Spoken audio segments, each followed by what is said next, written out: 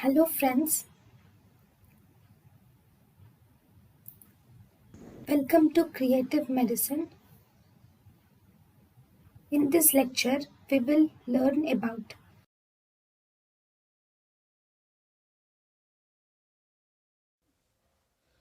Patient with rickets. Patient with rickets, first you will give vitamin D therapy.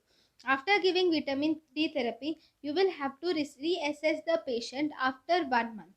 Then, after reassessing the patient after 1 month, if there is no response, then it is vitamin D resistant rickets. In vitamin D resistant rickets, you will have to see the phosphate level. If phosphate level is decreased or increased. If phosphate level is increased, then it is chronic kidney disease. If phosphate level is decreased, then pH should be watched for. If pH is reduced, then it is renal tubular acidosis. If pH is normal, then you will have to see the vitamin.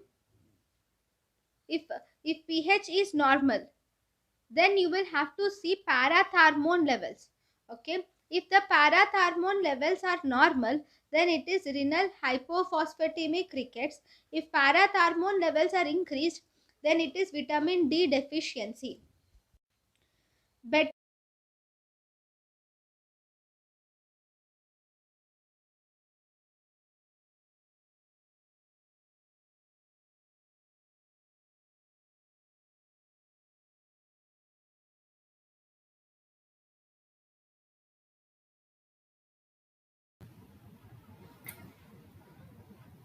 thank you and thank you for watching.